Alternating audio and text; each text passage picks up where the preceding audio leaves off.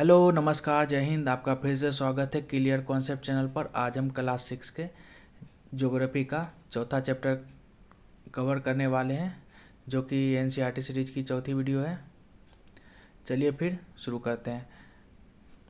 आज का हमारा टॉपिक है मानचित्र। देखिए, आप पिछले अध्याय में ग्लोब के महत्व के बारे में पढ़ चुके हैं। ग्लोब में अध्ययन की कुछ सीमाएं होती है। जब हम पूरी पृथ्वी का अध्ययन करना चाहते हैं तो तब ग्लोब हमारे लिए काफ़ी उपयोगी साबित होता है।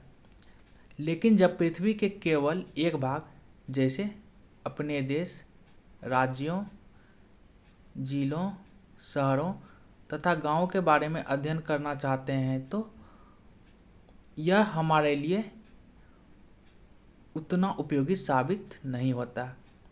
ऐसी स्थिति में हम मानचित्रों का उपयोग करते हैं।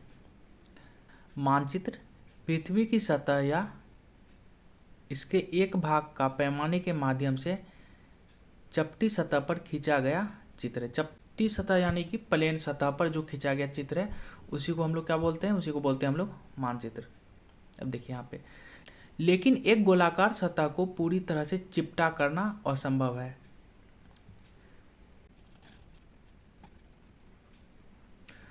मानचित्र हमारी विभिन्न जरूरतों के लिए आवश्यक है।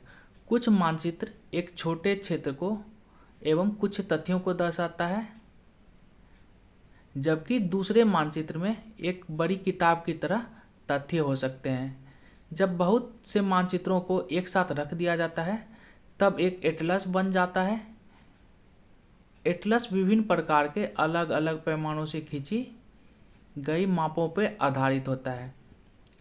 मानचित्रों से एक ग्लोब की अपेक्षा हमें ज़्यादा जानकारी प्राप्त होती है। मानचित्र विभिन्न प्रकार के होते हैं, जिनमें से कुछ को नीचे वर्णित किया गया है। देखिए नीचे क्या क्या किया गया है मानचित्र के प्रकार को। अब यहाँ पे है भौतिक मानचित्र यानी कि फिजिकल मैप। पृथ्वी की प्राकृतिक आकृतियाँ जैसे पर्वतों, पठारों, मैदानों, नदियों, महासागरों इत्यादि को दर्शाने वाले मानचित्र को भौतिक या उच्चावच मानचित्र कहा जाता है।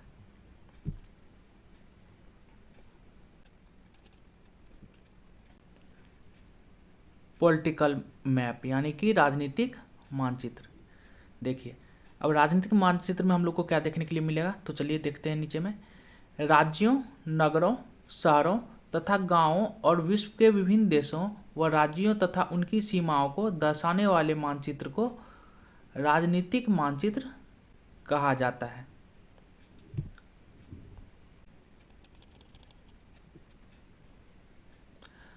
अब इस चैप्टर में तीसरा जो मानचित्र का प्रकार दिया गया है वो क्या है? थीमेटिक मानचित्र, जो कि कुछ विशेष जानकारी प्रदान करने के लिए बनाया जाता है। तो चलिए हम लोग देखते हैं यहाँ पे। कुछ मानचित्र विशेष जानकारियाँ प्रदान करते हैं, जैसे सड़क मानचित्र, वर्षा मानचित्र, वन, उद्योग आदि के वितरण दर्शाने वाले मानचित्र इत्यादि। इस प्रकार के मानचित्र को थीमेटिक मानचित्र कहा जाता है, यानी कि विषय से संबंधित मानचित्र कहा जाता है। इन मानचित्रों में दी गई सूचना के आधार पर उनका उचित नामकरण किया गया है। मानचित्र के 3 घटक हैं। देखिए 3 घटक कौन कौन है? दूरी, दिशा और प्रतीक। Distance, direction and symbol. तो चलिए हम लोग देख लेते हैं यहाँ पे डायरेक्शन यानी कि दूरी को देख लेते हैं। मानचित्र एक आरेखन होता है जो कि पूरे विश्व या उसके एक भाग को छोटा कर कागज के एक पन्ने पर दर्शाता है। या यह कह सकते हैं कि मानचित्र छोटे से पैमाने पर खींचे जाते हैं, लेकिन इसे इतनी सावधानी से छोटा किया जाता है ताकि स्थानों के बीच की दूरी वास्तविक रहे। यह तभी संभव हो सकता है जब कागज पर एक छोटी दूरी स्थल की बड़ी दूरी को व्यक्त करता हो। इसलिए इस उद्देश्य के लिए एक पैमाना चुना जाता है। अब हम लोग यहाँ पे पैमाने के बारे में जानते हैं। देखिए, पैमाना स्थल पर वास्तविक दूरी तथा मानचित्र पर दिखाई गई दूरी के बीच का अनुपात होता है।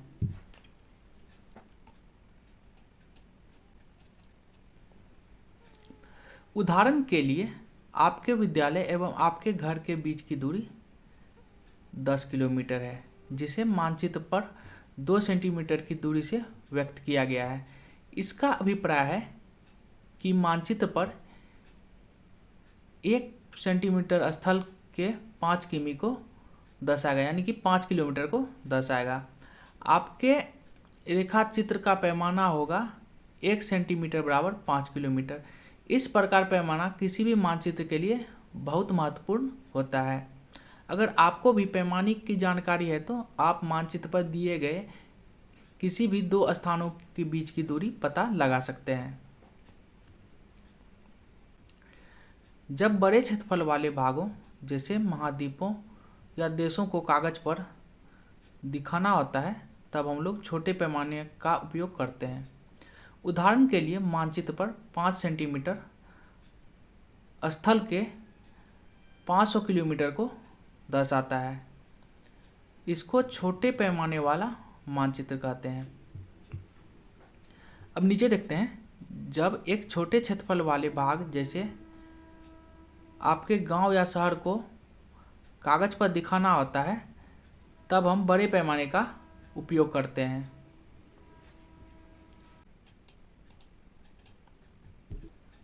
जैसे स्थल पर 500 मीटर की दूरी को मानचित्र पर 5 सेंटीमीटर से दर्शाया जाता है। इस प्रकार के मानचित्र को बड़े पैमाने वाले मानचित्र कहते हैं। बड़े पैमाने वाले मानचित्र छोटे पैमाने वाले मानचित्र की अपेक्षा अधिक जानकारी प्रदान करते हैं।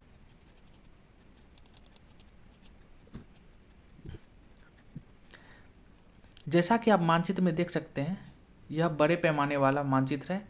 यहाँ पर 1 सेंटीमीटर बराबर 10 मीटर का पैमाना लिया गया है और ये किसी एक गांव का मानचित्र बनाया गया है, जहाँ पे हम लोग देख सकते हैं ये रहा रास्ता और यहाँ पे आपको खेल का मैदान दिख रहा है, बगल में विद्यालय दिख रहा है, जबकि यहाँ पे देखिए आपको सामुदायिक भवन यानी कि सामुदायिक केंद्र दिख रहा है और अगल बगल दुकानें, फिर यहाँ पे आप लोग कुआं देख सकते हैं।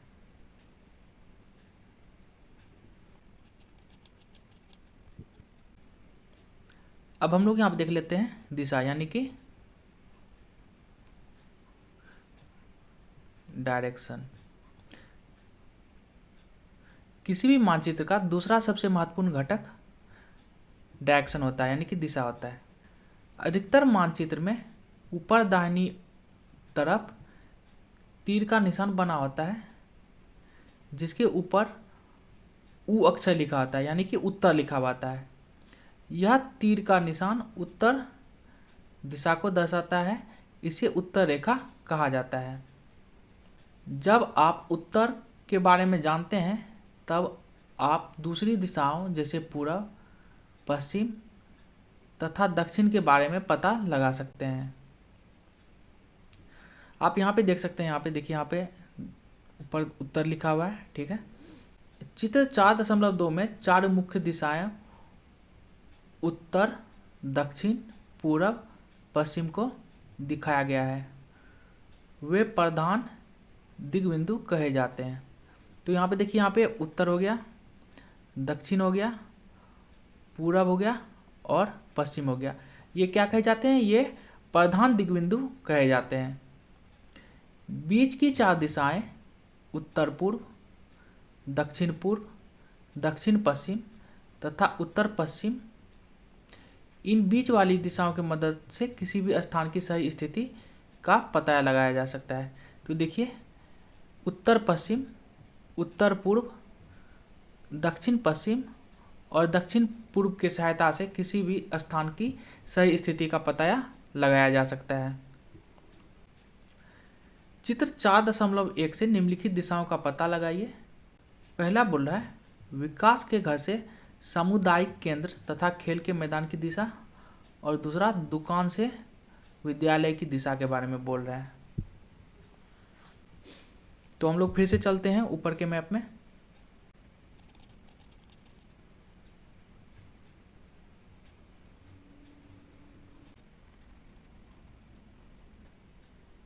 सबसे पहले हम लोग विकास के घर पे प्रधान दिग्बिंदु को खींच लेते हैं। तो देखिए, यहाँ पे नॉर्थ, साउथ,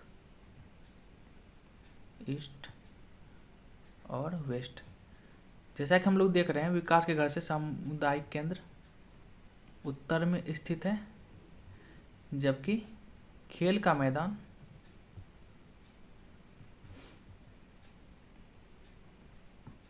नॉर्थ ईस्ट यानी कि उत्तर पूर्व में स्थित है, और दुकान से विद्यालय की दिशा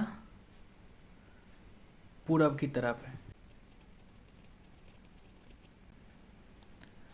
हम दिक्सूचक की सहायता से किसी स्थान की दिशा का पता लगा सकते हैं। यह एक यंत्र है जिसकी सहायता से मुख्य दिशाओं का पता लगाया जाता है। इसकी चुंबकीय सुई हमेशा उत्तर दक्षिण दिशा में होती है, यानी कि यहाँ पे देखिए कंपास की बात हो रही है, जो कि हमेशा उत्तर दक्षिण दिशा को दिखाता है। अब हम मानचित्र के तीसरा सबसे महत्वपूर्ण घटक प्रतीक यानी कि सिंबल को देख लेते हैं। यह किसी भी मानचित्र का तीसरा प्रमुख घटक है। किसी भी मानचित्र पर वास्तविक अक्षर या किसी प्रकार में विभिन्न आकृतियों जैसे भवनों, सड़कों, पुलों, वृक्षों, रेल की पटरियों या कुओं को दिखाना संभव नहीं होता। इसलिए वे निश्चित अक्षरों, छायाओं, रंगों, चित्रों तथा रेखाओं का उपयोग करके दर्शाए जाते हैं। ये प्रतीक कम स्थान में अधिक जानकारी प्रदान करते हैं। इन प्रतीकों के इस्तेमाल के द्वारा मानचित्र को आसानी से खींचा जा सकता है तथा इनका अध्ययन करना आसान होता है। अगर आप एक क्षेत्र की भाषा को नहीं जानते हैं तथा आप किसी से दिशाओं के बारे में नहीं पूछ सकते हैं, तब आप इन चिन्हों के सहायता के द्वारा मानचित्र से जानकारी प्राप्त कर सकते हैं। मानचित्र की एक विश्वव्यापी भाषा होती है जिसे आसानी से समझ सकते हैं।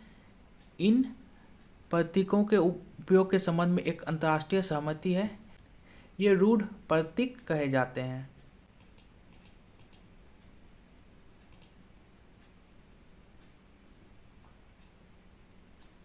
जैसा कि आप चित्र में देख पा रहे हैं, देखिए रेलवे लाइन के लिए इन तीनों प्रकार के सिंबल का उपयोग किया जाता है।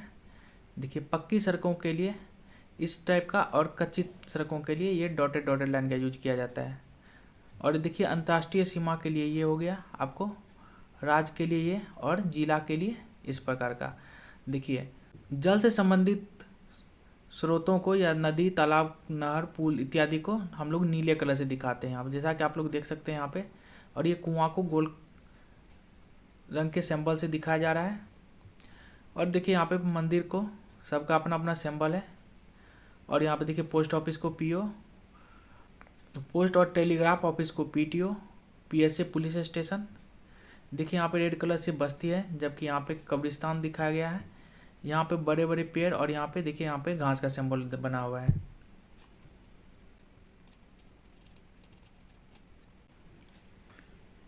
हम लोग इस मैप में देख सकते हैं, यहाँ पे देख सकते हैं हम लोग, यहाँ पे ये रेलवे लाइन दिखा रहा है।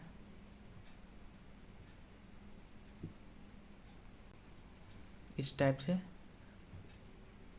और ये यहाँ पे दिख रहे हैं, यहाँ से भी जा रहा है, क्रॉस कर रहा है। यहाँ पे हम लोग पेड़ देख सकते हैं यहाँ पे, और ये हम लोग को यहाँ पे बस्ती दिख रहा है रेड कलर से, लाल रंग से हम लोग यहाँ पे बस्ती देख सकते हैं।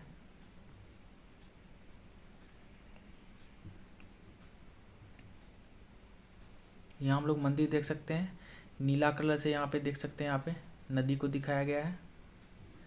यहाँ पे विद्यालय, और यहाँ पे पुलिस स्टेशन।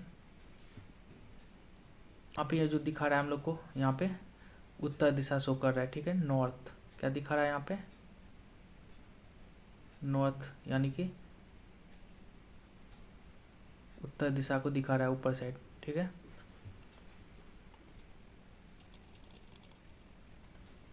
हम लोग रूढ़ प्रतीक के बारे में समझ गए हैं। अब यहाँ से शुरू करते हैं।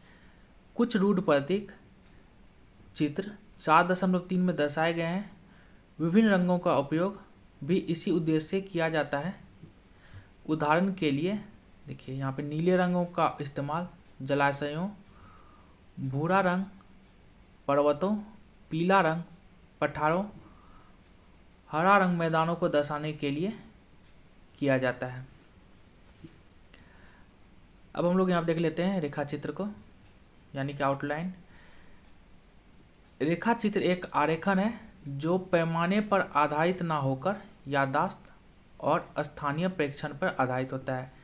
कभी कभी किसी क्षेत्र के एक अच्छे आरेख की आवश्यकता होती है, वहाँ के एक स्थान को दूसरे स्थान से सापेक्ष दिखाने के लिए होती है। मान लीजिए कि आप अपने मित्र के घर जाना चाहते हैं, लेकिन आपको रास्ते की जानकारी नहीं है। आपका मित्र अपने घर के रास्ते को बताने के लिए एक कच्चा आरेख बना सकता है। इस प्रकार कच्चे आरेख को बिना पैमाने के सहायता से खींचा जाता है तथा इसे रेखाचित्र मानचित्र कहा जाता है। उदाहरण के लिए आप अपने घर से स्टेशन को दिखाना चाहते हैं और इसके लिए आप एक सिंपल से कागज़ पर एक आउटलाइन यानी कि रेखाचित्र नक्शा ड्रॉ कर देते हैं, तो इसी को हम लोग क्या बोलेंगे, इसी को बोलेंगे हम लोग रेखाचित्र मानचित्र।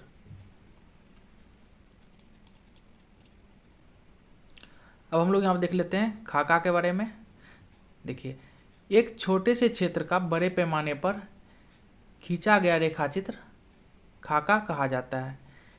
एक बड़े पैमाने वाले मानचित्र से हमें बहुत सी जानकारी या प्राप्त होती है, लेकिन कुछ ऐसी चीज़ें होती हैं जिन्हें हम कभी कभी जानना चाहते हैं, जैसे किसी कमरे की लंबाई एवं चौड़ाई जिसे मानचित्र में नहीं दिखाया जा सकता है। उस समय हम लोग बड़े पैमाने वाले रेखाचित्र खींच सकते हैं जिसे खाका कहा जाता है। जैसे कि हम लोग किसी घर का जो खाका तैयार करते हैं, जिसमें हम लोग को कमरे की लंबाई चौड़ाई, हॉल की लंबाई चौड़ाई और पूरे ज़मीन की लंबाई चौड़ाई का पता रहता है, और इसी प्रकार से हम लोग खाका को तैयार करते हैं। आज का हमारा चौथा चैप्टर मानचित्र यहीं पे समाप्त होता है। आपको वीडियो कैसा लगा कृपया कमेंट सेक्शन में बताएं। अगर आपको वीडियो पसंद आया तो वीडियो को लाइक और चैनल को सब्सक्राइब करना ना भूलें। मिलते हैं आपसे अगले वीडियो में, तब तक के लिए जय हिंद।